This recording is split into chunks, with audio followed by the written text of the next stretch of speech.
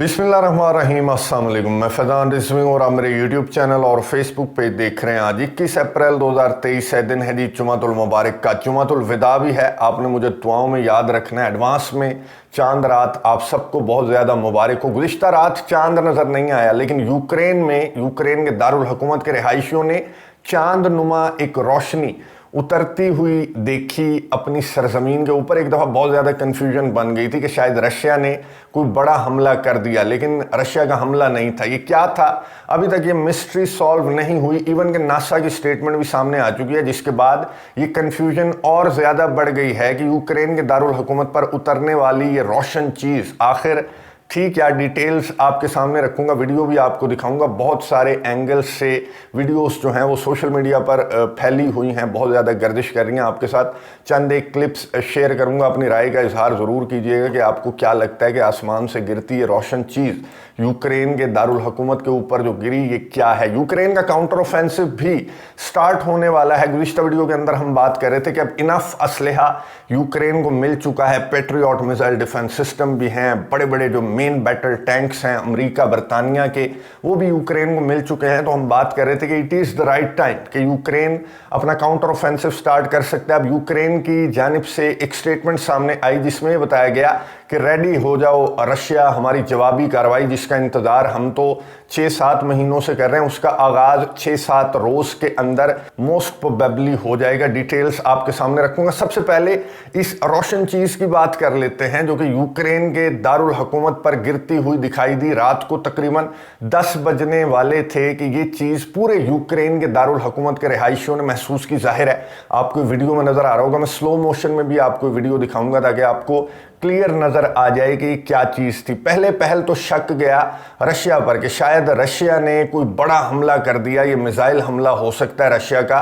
और यूक्रेन के दारुल हुकूमत के जो लोग हैं वो बहुत ज़्यादा टेंशन में आ गए थे कि क्या रोशन चीज़ थी। सोशल मीडिया पर ये वीडियोस जो हैं फैलना स्टार्ट हो गई, सार्फिन ने वीडियोस फैलाना स्टार्ट कर दी। फिर जो यूक्रेन के ऑफिशियल्स हैं उनकी जानिब से एक स्टेटमेंट सामने आई कि इस तरह से सैटेलाइट्स जो हैं उनका मलबा गिरता है नासा की जानिब से, या जो भी सैटेलाइट्स भेजी जाती हैं तो ये सैटेलाइट्स का मलबा गिरता है। तो परेशान होने की कोई बात नहीं है, रशिया की जानिब से कोई हमला नहीं किया गया। लेकिन फिर नासा की स्टेटमेंट सामने आई कि हमारी तो कोई सैटेलाइट ऐसी नहीं है और हम तो इस चीज़ को डिनाई करते हैं कि यूक्रेन के दारुल हुकूमत के ऊपर गिरने वाली ये रोशन चीज़, इसका कोई नासा से या किसी सैटेलाइट से कोई ताल्लुक है। जिसके बाद बहुत ज़्यादा जो गॉसिप है सोशल मीडिया के ऊपर, बहुत ज़्यादा पोस्ट्स चलने लगी। इवन के ये भी कहा जाने लगा कि अजराह मजाक कुछ सार्फिन ने ये भी पोस्ट्स की कि शायद एलियंस उतर आए यूक्रेन के अंदर। इतनी ज़्यादा जो टेंशन्स बनी हुई हैं उनको देखते हुए कोई इस तरह की मिस्ट्री भी हो सकती है। फिर ये कहा जाने लगा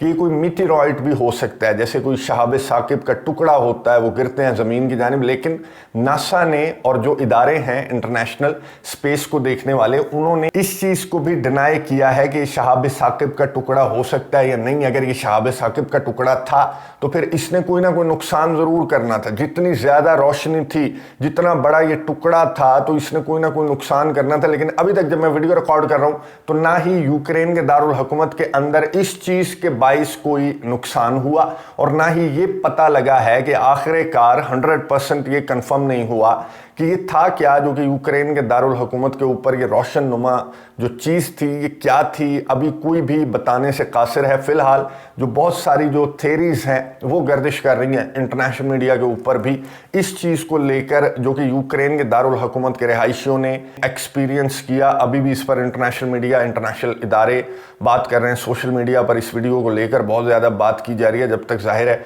ये मिस्ट्री सॉल्व नहीं होती तो शक वो पूरा रशिया की जानिब है कि कहीं रशिया किसी कार्रवाई में मुलव्वस तो नहीं था। नेटो के चीफ भी डर गए थे कि कहीं मेरे इस्तकबाल की तैयारियां तो स्टार्ट नहीं कर दी रशिया ने, क्योंकि वाकया तब हुआ जब नेटो के चीफ स्टोल्टनबर्ग यूक्रेन के दारुल हुकूमत के अंदर मौजूद थे। ये पहला दौरा था, मैं आपको बता दूं। इस जंग के दौरान, रशिया के इस ऑपरेशन के दौरान तमाम जो यूक्रेन के इत्तेहादी ममालिक है, इवन के अमेरिका के सदर जो बाइडन भी यूक्रेन के दारुल हुकूमत आ चुके हैं इजहार यकजहती के लिए। लेकिन स्टोल्टनबर्ग का ये पहला दौरा था यूक्रेन के दारुल हुकूमत। ये पहुंचे यहाँ पर यूक्रेन के सदर व्लादिमीर ज़ेलेंस्की से इन्होंने मुलाकात की और यहाँ पर अपने ताउन की यकीन दहानी नेटो के चीफ स्टोल्टनबर्ग ने की। लेकिन इस मौके पर यूक्रेन के सदर व्लादिमीर ज़ेलेंस्की ने नेटो के चीफ से मांगा क्या, ये सुनिए, उसके बाद बात करते हैं। Matter concerns the resolute position of our partners regarding defense matters. I addressed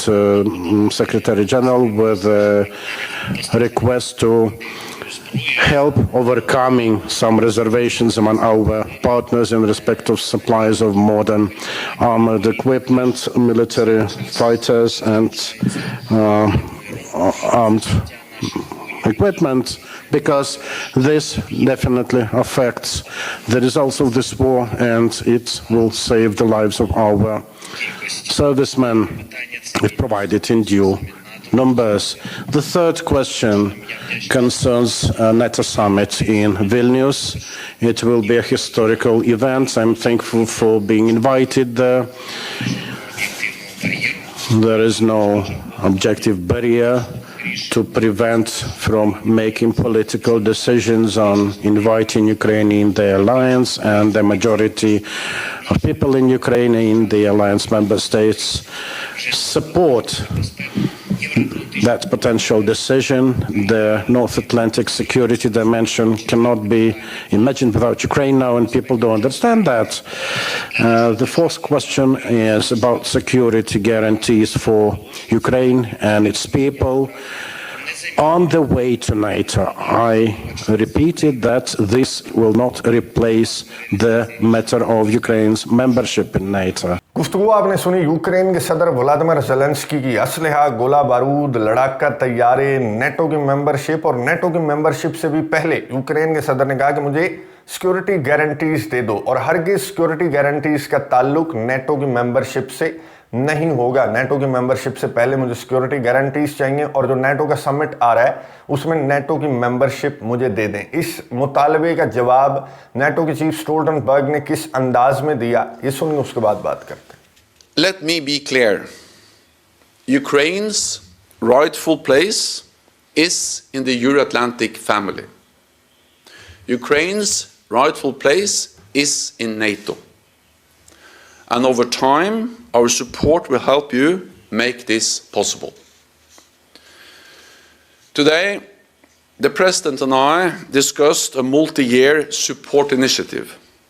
This will help you transition from Soviet-era equipment and doctrines to NATO standards and ensure full interoperability with the alliance. It is a testament to NATO's long-term commitment to Ukraine. NATO stands with you today, tomorrow, and for as long as it takes.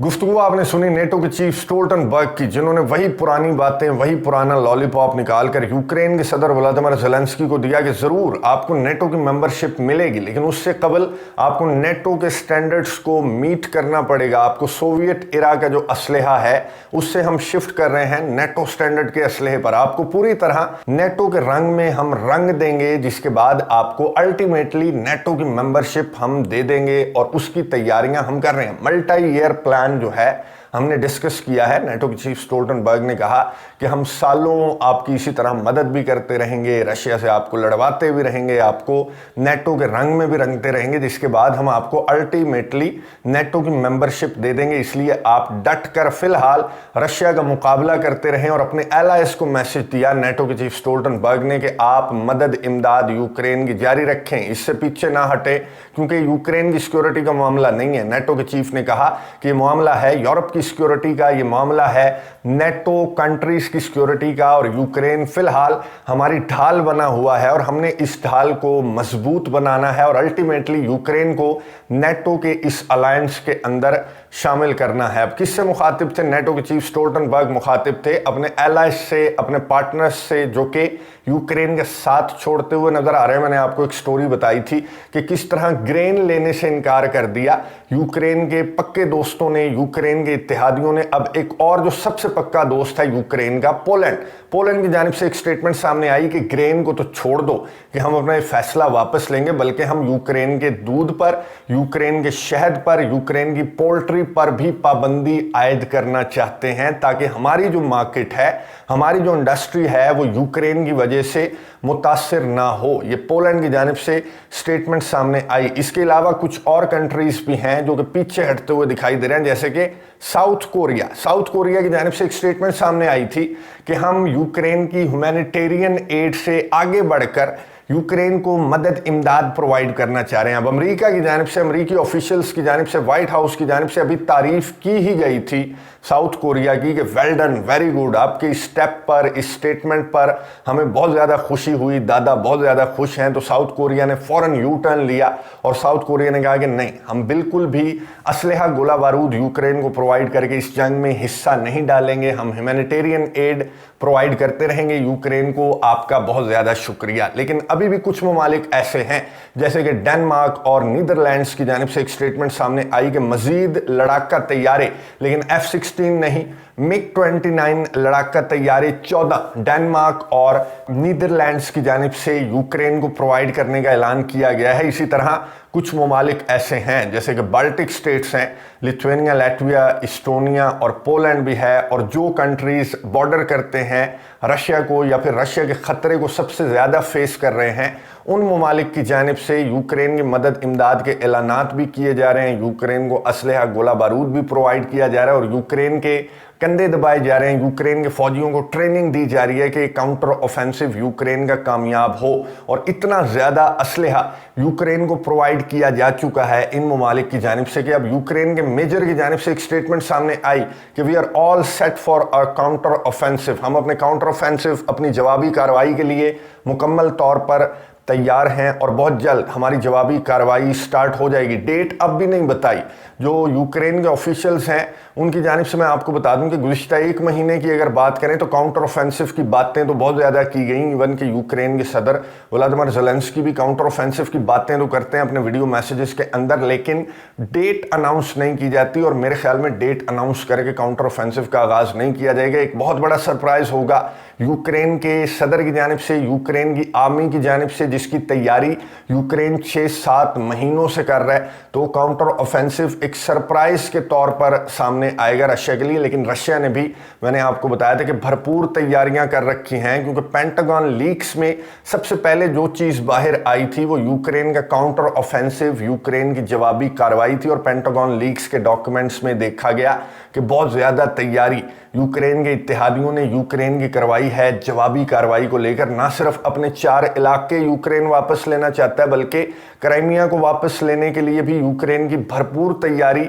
NATO के alliance ने, Ukraine के इत्तेहादियों ने करवाई है। और उसके हिसाब से रशिया ने भी इस काउंटर ऑफेंसिव को रोकने की तैयारियां कर रखी हैं। ये डिसाइसिव जंग होगी। यूं ही यूक्रेन का काउंटर ऑफेंसिव स्टार्ट होगा मेरी अंडरस्टैंडिंग के मुताबिक। अब उसके क्या रिजल्ट्स होंगे, क्या रशिया उस काउंटर ऑफेंसिव को इजीली रोकने में कामयाब हो जाएगा, या फिर यूक्रेन, जिस तरह से यूक्रेन के सदर व्लादिमीर ज़ेलेंस्की की एक्सपेक्टेशंस हैं इस काउंटर ऑफेंसिव से, क्या यूक्रेन को कोई कामयाबी मिलेगी अपने इस काउंटर ऑफेंसिव से? ये डिसाइसिव बैटल होगी जो काउंटर ऑफेंसिव यूक्रेन का स्टार्ट होगा। ये डिसाइड करेगा कि इस जंग का फ्यूचर क्या है। क्या ये जंग यूक्रेन का पलड़ा भारी होने वाला है, रशिया का पलड़ा भारी रहेगा इस जंग में, या फिर ये जंग बातचीत की टेबल पर आ जाएगी? बहुत जल्द जो है, अगला महीना जो है वो स्टार्ट होने से कबल ही इस बात का फैसला हो जाएगा। काउंटर ऑफेंसिव यूक्रेन का मोस्ट प्रोबेबली स्टार्ट हो जाएगा और अब बखमुत भी हाथ से जाने वाला है, तो उससे कबल ही यूक्रेन अपना काउंटर ऑफेंसिव स्टार्ट कर देगा। नजर रखेंगे, आपको अपडेट्स देता रहूंगा एडवांस में। चांद रात और ईद आप लोगों को बहुत ज़्यादा मुबारक हो। अगली वीडियो तक के लिए इजाज़त दीजिए। अल्लाह हाफ़िज़।